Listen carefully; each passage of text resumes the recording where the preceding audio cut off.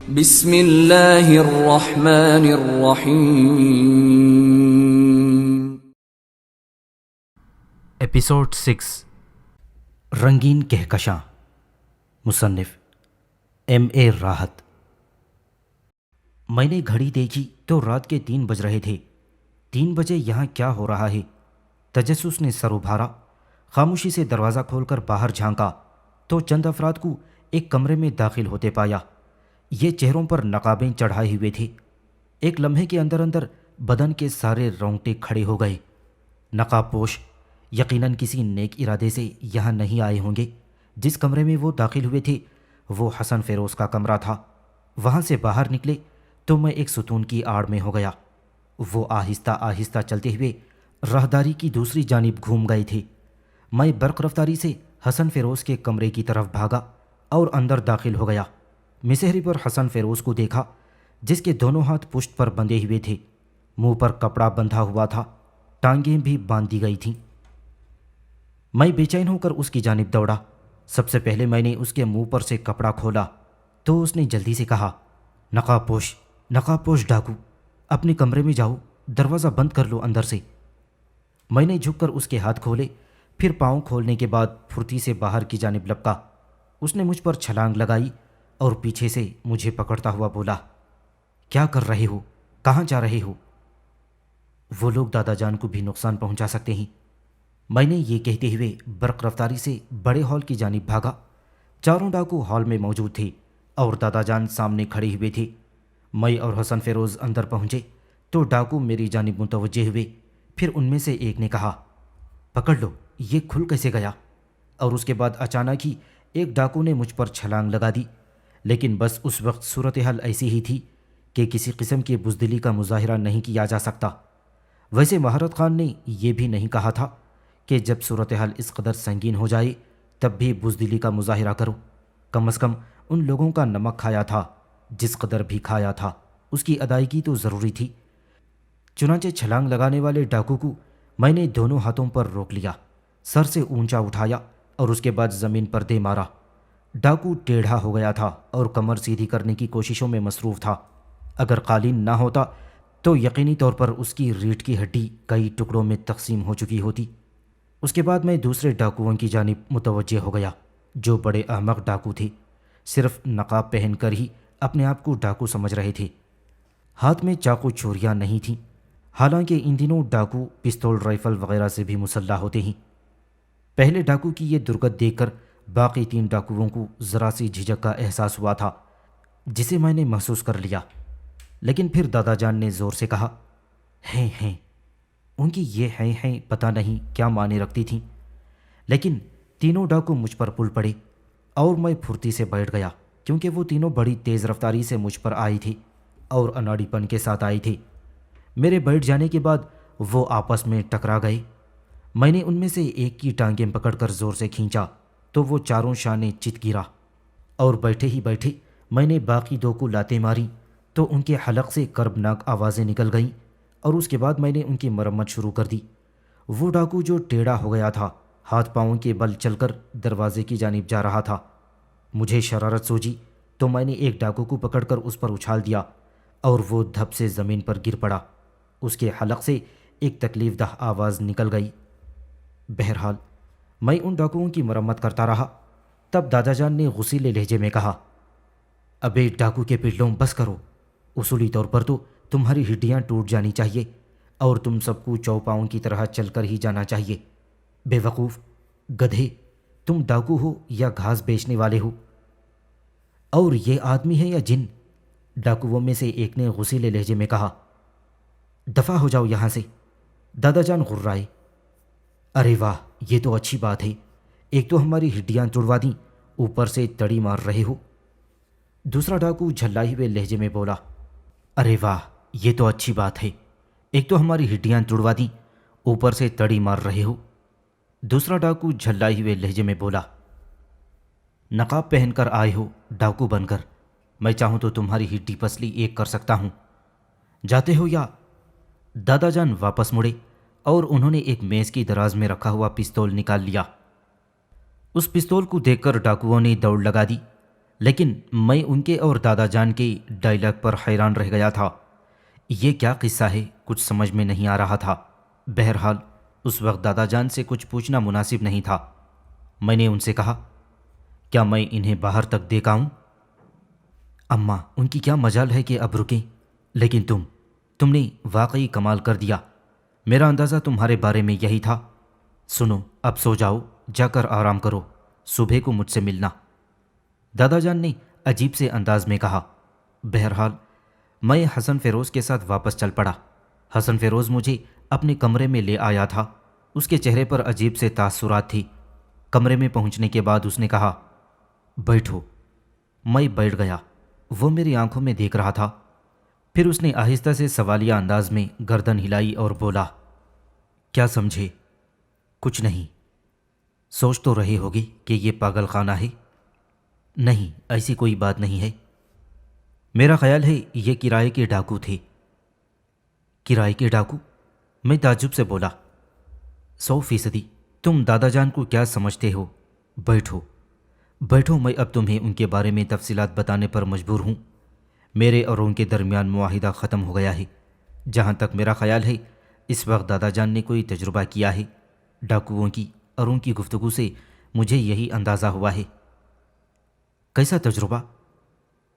یار، تم پر تجربہ کیا گیا ہے۔ میں چیلنج کرتا ہوں اس بات پر۔ اصل میں بہت سی باتیں میری سمجھ میں آسانی سے نہیں آتی، اور اس وقت بھی میں کچھ ایسی ہی کیفیت کا شکار ہوں۔ یہ ڈاکو میری سمجھ میں نہیں آئے، جنہوں نے نہ لوٹ مار کی اور نہ ہی کچھ کیا تھا، اور ان کے پاس پستول تو کجا کوئی بھی ایسی چیز نہیں تھی کہ جس سے یہ ڈاکہ مار سکیں۔ کمال کرتے ہو یار، یہ ڈاکو تھے ہی نہیں۔ تو پھر کون تھے؟ میں نے پوچھا۔ دادا جان کے رشتہ دار تھے۔ گڈ۔ کیا اس طرح وہ ان سے ملنے آیا کرتے ہیں؟ میں نے کہا، اور حسن فیروز بے اختیار ہنس پڑا اور پھر بولا، بہرحال دادا جان بڑی دلچسپ شخصیت کے مالک ہیں۔ اصل میں فوج سے ریٹائرڈ ہوئے ہیں اور بیکار زندگی گزار رہے ہیں۔ دولت ان کے پاس کافی ہے، لیکن دولت کا مصرف کوئی نہیں ہے۔ اپنی دولت اپنے قبضے میں رکھنے کے عادی ہیں۔ صحت جتنی عمدہ ہے تم دیکھ چکے ہو۔ انہیں بہت سے کام کرنے کا شوق ہے، کیونکہ فوج میں ڈاکٹر کی حیثیت سے تھے اور بہترین آرتھوپیڈک تھے۔ اس میں کوئی شک نہیں کہ ٹوٹی ہوئی ہڈیوں کا بہترین علاج کرتے ہیں۔ میں نے تم سے ورکشاپ کا تذکرہ کیا تھا۔ یہ ورکشاپ ایک تہ خانے میں ہے جو اس انیکسی کے ایک حصے میں ہے۔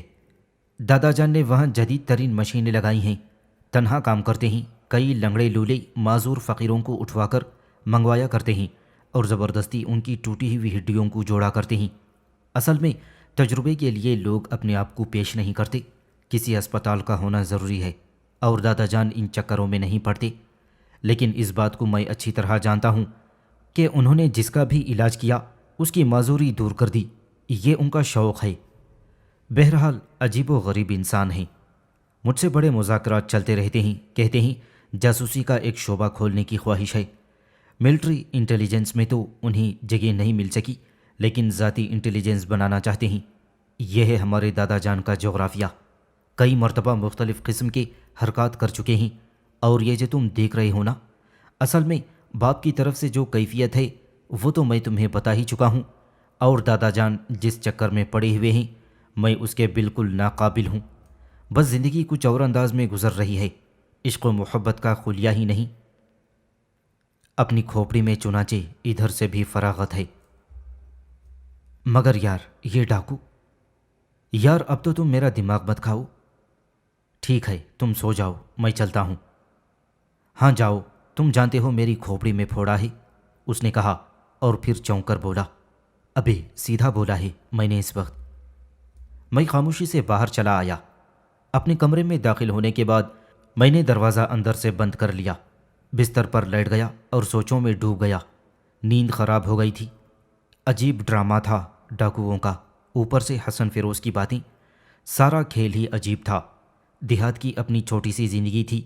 دو آبا میں رہنے والے لوگ بس معمولی باتوں کے قابل تھے۔ ایک دوسرے سے ہنس کر بول لیے، لڑ جھگڑ لیے۔ کوئی گہرائی نہیں تھی وہاں کی زندگی میں، لیکن یہاں شہر کے معاملات بھی مختلف تھے۔ گھر، باپ، بیٹا، دادا جان اور یہ سارا ماحول۔ پھر نہ جانے کب انہی سوچوں کے درمیان نیند آ گئی۔ دوسرے دن ناشتہ وغیرہ سے فراغت حاصل کرنے کے بعد دادا جان نے کہا، ادھر کے معاملات سے تو ہمیں کوئی تعلق نہیں ہے، لیکن حسن فیروز، کیا تم مجھے اپنے اس دوست کو تھوڑی دیر کے لیے ادھار دے سکتے ہو؟ دادا جان، اس کے بارے میں ہمیں بہت سے فیصلے کرنے ہیں۔ ہو جائیں گے، ابھی جلدی ہی کیا ہے؟ مگر آپ نے اس سے جو بھی بات کرنی ہے وہ میرے سامنے کریں، حسن فیروز نے کہا۔ ضد کر رہی ہو؟ چلو خاموش ہوا جاتا ہے، لیکن بات کوئی نہیں کروں گا، دادا جان نے کہا۔ نہیں، ٹھیک ہے، لے جائیے، میں بھی ذرا مصروف ہوں۔ اور دادا جان مجھے لیے ہوئے ایک بڑے سے کمرے میں آ گئے۔ یہ کمرہ بالکل ہی الگ تھلگ تھا۔ ویسے اس حویلی میں پتہ نہیں کیا کیا تھا، مجھے ابھی تک اس کے بارے میں کچھ معلوم نہیں تھا۔ دادا جان نے بہرحال مجھے سامنے بٹھا لیا اور پرخیال نگاہوں سے مجھے دیکھنے لگے۔ میں بھی ان کی شخصیت کا اندازہ لگا رہا تھا۔ شگفتہ مزاج آدمی تھے، لیکن بردبار چہرہ، اور حقیقت ہے کہ ان کی شخصیت میں ایک ایسی انوکھی کشش تھی جس سے دل کو ایک عجیب سا احساس ہوتا تھا۔ دیر تک مجھے گہری نگاہوں سے دیکھتے رہے اور پھر بولے، اب تک تمہارے بارے میں جو معلومات مجھے حاصل ہو چکی ہیں، کم از کم تم انہیں ذہن سے مکمل طور پر نکال دو۔ میں اثر نو تمہارے بارے میں جاننا چاہتا ہوں، اور یہ بھی تمہیں بتا دوں کہ اس سے تمہیں کوئی نقصان بالکل نہیں پہنچے گا، بلکہ تمہارے فائدے کی بات ہے۔ میں نے گہری نگاہوں سے انہیں دیکھا۔ آپ جو کچھ معلوم کرنا چاہتے ہیں مجھ سے میرے بارے میں براہ کرم مجھ سے پوچھ لیں۔ نام؟ گل مراد۔ باپ کا نام؟ فضل خان۔ گاؤں کا نام؟ بستی دوآبا۔ اور تعلیم؟ اس کا جواب صیغہ راز میں ہے، میں نے جواب دیا، اور وہ چونک کر مجھے دیکھنے لگے، پھر بولے، کیا مطلب؟ اپنی بستی کے تھوڑے سے فاصلے پر ایک چھوٹے سے قصبے میں 10ویں جماعت تک تعلیم حاصل کی، جس کی سند موجود ہے، لیکن شوق نے اس سے کہیں آگے بڑھا دیا۔ یعنی آپ یہ کہہ لیں کہ باقاعدہ تعلیم صرف میٹرک، لیکن بے قاعدہ اس سے خاصے آگے امتحان لے سکتے ہیں۔ رات کو تم نے جو کچھ کیا اس کی تربیت کہاں سے حاصل کی؟ ایک ایسے استاد سے جو کاروباری نہیں تھا، بلکہ صرف شوقیہ اس نے مجھے یہ سب کچھ سکھا دیا۔ کوئی بہت ہی بڑی شخصیت ہوگی؟ ہاں بالکل۔ مارشل آرٹس میں کیا کیا جانتے ہو؟ مارشل آرٹس کی ایسی کی تیسی، میں نے جواب دیا۔ کیا مطلب؟ دادا جان چونک کر پوچھنے لگے۔ کوئی مارشل آرٹس نہیں جانتا، بلکہ میرے اس فن کا استاد مہارت خان ہے جس نے مجھے یہ سب کچھ سکھایا۔ گڈ، ویری گڈ، بات سمجھ میں آ رہی ہے، لیکن 4 آدمیوں کی تم نے جس طرح پٹائی کی اس سے اندازہ ہوتا ہے کہ مہارت خان کو واقعی اپنے فن میں مہارت حاصل تھی۔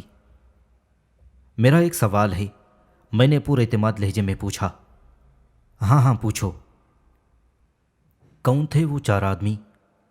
کرائے کے ڈاکو تھے، یعنی میرے اپنے آدمی، جنہیں میں نے یہاں طلب کیا تھا تمہارا امتحان لینے کے لیے۔ اگر ان میں سے کوئی مر جاتا میرے ہاتھوں؟ اس کا ذمہ دار میں تھا، دادا جان نے پھر کہا، اور بولے، تم نے تو خود سوالات شروع کر دیے، پہلے میرے سوالات پورے ہو جانے دو، اس کے بعد تمہارے سوالات کا سلسلہ شروع ہوگا۔ جی بالکل۔ بستی دوآبا میں کون کون رہتا ہے؟ میری ماں اور 2 بہنیں۔ اور باپ؟ انتقال ہو چکا ہے۔ ذمہ دار تم خود ہو، یعنی گھر کے کفیل؟ جی۔ ماں اور بہنوں کو شہر کیوں نہیں بلا لیتے؟ ابھی مجھے شہر آئے ہوئے چند روز ہوئے ہیں، یہاں ملازمت تلاش کر رہا ہوں، ویسے دیکھوں گا۔ ملازمت کیسی چاہتے ہو؟ پچھلے چند روز سے محنت مزدوری کر رہا ہوں، اور حسن فیروز مجھے سپروائز کر رہا ہے۔ سپروائز؟ دادا جان نے آنکھیں پھاڑ کر کہا، اور میرے ہونٹوں پر مسکراہٹ پھیل گئی۔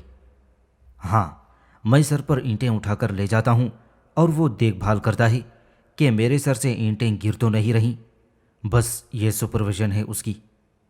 دادا جان کے ہونٹوں پر ہلکی سی مسکراہٹ آئی تھی، پھر وہ بولے، تو یہ قصہ ہے؟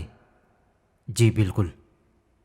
خیر چھوڑو، ملازمت کے مسئلے کو ذہن سے نکال دو، ہو سکتا ہے خود بھی تم سے کوئی ایسا ذاتی کام لوں جس کا انتہائی معقول معاوضہ تمہیں ادا کیا جا سکے گا۔ اگر ایسی کوئی پیشکش تمہیں بھی ہو تو کیا تم قبول کر لو گے؟ 1000%، میں نے جواب دیا، اور دادا جان پھر مسکرا دیے اور آہستگی سے بولے، سمجھدار آدمی اس دور میں وہی ہے جو بے مقصد ضد نہ کرے، حالات کو سمجھے، بہت زیادہ حساس بننے کی کوشش نہ کرے، بلکہ حالات سے سمجھوتا کر لے۔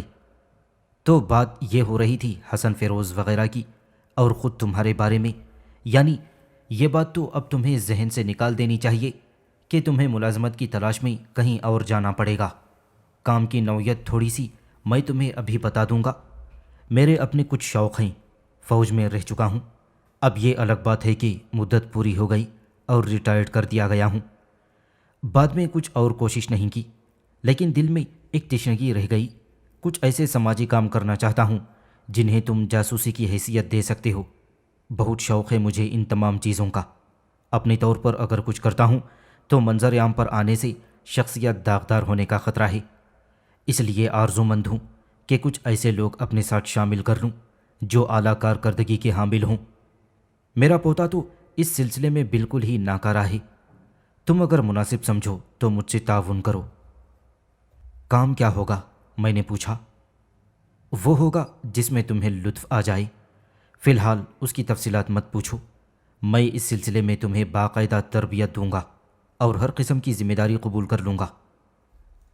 جی ٹھیک ہے، اگر آپ یہ سمجھتے ہیں تو مجھے اعتراض نہیں۔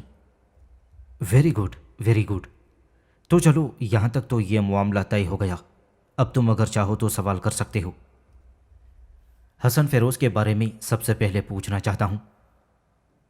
بہت اچھا بچہ ہے، لیکن حالات نے اسے ذہنی طور پر غیر متوازن کر دیا ہے، اور اس کی وجہ میرا بیٹا جہانگیر خان ہے۔ مگر کیوں؟ اس کی والدہ کی موت کے بعد اس نے دوسری شادی کر لی۔ سخت قسم کا فوجی آدمی ہے، اس میں کوئی شک نہیں کہ فوج میں ڈسپلن کی پابندی انسان کو پتھر بنا دیتی ہے، لیکن بہرحال وہ پتھر کا انسان ہوتا نہیں ہے۔ جن جگہوں پر لچک کی ضرورت ہوتی ہے، اگر وہاں لچک نہ ہو تو پھر خطرناک بیماریاں جنم لیتی ہیں۔ تمہارے بدن کی ہڈیاں فولاد ہوتی ہیں، لیکن ان میں بھی جھکنے کے لیے گنجائش پیدا کی گئی ہے، اور ایسے جوڑ بنا دیے گئے ہیں جن سے یہ ہڈیاں لچک کر اور جھک کر کام کرتی ہیں۔ اگر ان کی لچک اور جھکاؤ ختم ہو جائے تو جہانگیر وجود میں آ جاتا ہے۔ وہ کرنل ہے، میں بھی کرنل تھا، لیکن اس کا رویہ اولاد کے ساتھ بے حد سخت رہا۔ 2 بیٹیاں ہیں اس کی، ان کے ساتھ بھی اس کا وہی فوجی رویہ تھا، لیکن وہ بیٹیاں ہیں محدود اور زیادہ نہ سوچنے والی۔ پھر سب سے بڑی بات یہ ہے کہ ان کی ماں موجود ہے اور حسن کی ماں نہیں ہے۔ پھر میری دوسری بہو نے کچھ رویہ بھی ایسا ہی اختیار کر لیا، اور حسن کی شخصیت میں یہ سب کچھ پیدا ہو گیا۔ کیا واقعی اسے برین ٹیومر ہے؟ سوال ہی پیدا نہیں ہوتا، لیکن وہ اپنے آپ کو مختلف بیماریوں کا مجموعہ بتاتا ہے۔ کیا آپ تجزیہ کر چکے ہیں؟ یہ سوال تم مجھ سے کر رہے ہو، میں جو اسے اپنے بیٹے سے زیادہ چاہتا ہوں۔ کرنل ہمایون کے لہجے میں ایک بھرراہٹ سی پیدا ہو گئی، اور میں نے محسوس کیا کہ کرنل اس وقت جذباتی ہو گئے ہیں۔ میں نے بات کو ہموار کرنے کی کوشش کرتے ہوئے کہا، اصل میں یہ بات میرے لیے جس قدر خوشی کا باعث ہے، جناب آپ خود بھی اس کا اندازہ کر سکتے ہیں۔ انہوں نے جس وقت مجھے اپنے برین ٹیومر کے بارے میں بتایا تھا تو مجھے بے حد دکھ ہوا تھا۔ ہاں، خدا کا شکر ہے ایسی کوئی بات نہیں ہے، وہ بس ایک بھٹکا ہوا نوجوان ہے، اور باپ کے رویے نے اسے دل برداشتہ کر دیا ہے، ورنہ وہ ایک تندرست نوجوان ہے، بس فطرت ذرا مختلف ہے۔ یعنی یہ کہ 2 فوجیوں کی اولاد نہیں ہے وہ ذہنی طور پر، ورنہ میں اسے نہ جانے کیا سے کیا بنا دیتا۔ 2 فوجیوں کی اولاد؟ میں نے سوالیہ انداز میں کرنل ہمایون کو دیکھا۔ میرا مطلب ہے ایک تو اس کا باپ، دوسرا اس کا دادا، دونوں ہی کرنل، مگر وہ ذہنی طور پر بہت نرم مزاج اور فوجی زندگی کے قابل نہیں۔ اس پر میں نے کہا، اچھا اب دادا جان، میرا مطلب ہے مجھے معاف کریں کرنل صاحب، میرے لیے جو احکامات ہیں وہ صادر فرمائیے۔ دادا جان کہا تم نے مجھے، اور اس کے بعد معافی مانگ لی؟ جی، غلطی سے نکل گیا تھا۔ اسے غلطی کیوں کہتے ہو؟ جناب اپنی حیثیت کا احساس ہے مجھے، میں نے کہا، اور کرنل ہمایون تھوڑی دیر کے لیے سوچ میں ڈوب گئے، پھر آہستگی سے بولے، خیر ہم اسے موضوع نہیں بناتے بلکہ اسے بات کے لیے چھوڑ دیتے ہیں کہ تم مجھے کیا کہتے ہو۔ یہ تو میرے رویے پر ہوگا اور تمہارے بھی، لیکن اب مجھے پورے اعتماد کے ساتھ یہ بتاؤ کہ کیا تم نے میری پیشکش قبول کر لی ہے؟ خلوص دل سے، بلکہ میں سمجھتا ہوں کہ میری یہ چھوٹی سی نیکی میرے کام آ گئی۔ چھوٹی سی نیکی؟ جی ہاں۔ وہ کیا تھی؟ اپنی آبادی سے آیا تھا، ایک ہوٹل میں بیٹھا ہوا کھانا کھا رہا تھا کہ میں نے اپنے سامنے ایک ایسے شخص کو دیکھا جس کے بارے میں میرا اندازہ تھا کہ کھانا کھانے کا خواہش مند ہے۔ اسے اپنے ساتھ کھانے میں شریک کر لیا اور بات یہاں تک پہنچ گئی۔ ایسی ہی حرکتیں کرتا ہے نالائق، لیکن یہ حرکت میرے حق میں بہت بہتر ثابت ہوئی۔ تم نے میرا موقف سمجھ لیا ہے؟ ہاں، کسی حد تک۔ میں تمہیں تربیت دوں گا، پھر تمہارے سپرد کچھ کام کروں گا، ایسے کام جنہیں تم بس یہ سمجھ لو کہ بعد میں ہی تمہیں اس کے بارے میں ساری تفصیلات بتاؤں گا، بلکہ تربیت کے دوران ہی سمجھ میں آ جائے گا کہ میں تم سے کیا چاہتا ہوں۔ جی، میں سمجھ رہا ہوں۔ پھر تمہاری شخصیت بھی بہت شاندار ہے، آرام سے یہاں رہو اور اس جن کو بوتل میں بند کرنے کی کوشش کرو۔ حسن فیروز کو؟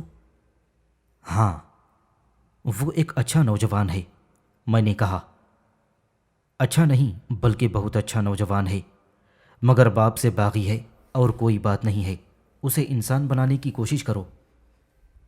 اگر آپ کی اجازت ہو تو پہلے میں اسے اپنا دوست بناؤں، ایک دوسرے پر اعتماد حاصل کرنے کی کوشش کروں۔ یہ سب تم پر منحصر ہے، کرنل ہمایون نے مسکرا کر کہا۔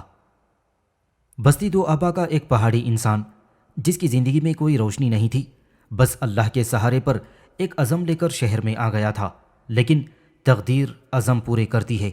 ایسی عالیشان کوٹھی میں قیام کے لیے جگہ ملی تھی کہ تصور بھی نہ کیا جا سکے۔ میری وجہ سے حسن بھی یہاں تک آ گیا تھا۔ اصل میں میرا دل یہاں بالکل نہیں لگتا، یہاں اکیلا ہوں تو حالات پر رونا آتا ہے۔ کیسے حالات؟ میں نے پوچھا۔ والد صاحب جبکہ یہیں مقامی چھاؤنی میں تعینات ہیں، گھر آتے ہیں تو بیٹیوں سے بڑے پیار سے ملتے ہیں اور مجھ سے کہتے ہیں، ہاں یہاں تم ٹھیک ہو، تمہاری بقراتیت کا کیا حال ہے؟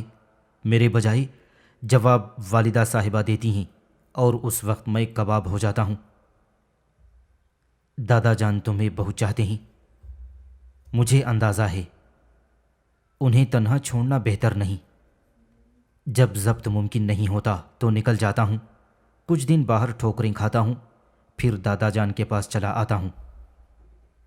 تو کیا رویہ ہوتا ہے ان لوگوں کا؟ والدہ صاحبہ کا تو چہرہ بھی مجھے دیکھ کر بگڑ جاتا ہے۔ اور بہنوں کا رویہ کیا ہوتا ہے؟ بچپن سے ان کے دلوں میں میرے لیے آگ بھڑکائی گئی ہے اور میں نے بھی کبھی کوئی لحاظ نہیں کیا۔ گویا حالات خراب ہیں۔ ہاں بالکل خراب۔ کتنی بہنیں ہیں؟ 3 ہیں، پہلے نمبر پر صوفیہ، دوسرے پر یاسمین اور تیسرے پر شمسہ۔ تینوں ایک ہی مزاج کی ہیں؟ میں نے پوچھا۔ تقریباً بڑی صوفیہ خاموش طبع ہے، بس ماں کی تقلید میں صرف مجھے دیکھ کر منہ بنا لیتی ہے۔ یاسمین بے حد مغرور ہے اور شمسہ کسی قدر بہتر ہے۔ اس کا رویہ تمہارے ساتھ کیسا ہے؟ میرے لیے سب کی تربیت یکساں ہے، اس نے جواب دیا اور میں گہری سانس لے کر خاموش ہو گیا تھا۔ سامعین سے گزارش کی جاتی ہے کہ ہمارے سارے چینلز ایلیکونٹ ادب ایکسٹراز، سوارڈ آف حق چینل اور اتحاد الانصار چینل میں جن آڈیو بکس اور سیریز کو مکمل کیا جا چکا ہے، ان سب کا مطالعہ ہمارے پلے لسٹ سیکشن سے کریں اور ان آڈیو بکس اور سیریز کو آپ اپنے دوست و احباب میں شیئر کرتے رہیں، اور ہمارے سوشل میڈیا پلیٹ فارمز کے لنکس ڈسکرپشن میں دیے گئے ہیں، ہمیں سبسکرائب اور فالو ضرور کریں۔ جزاک اللہ۔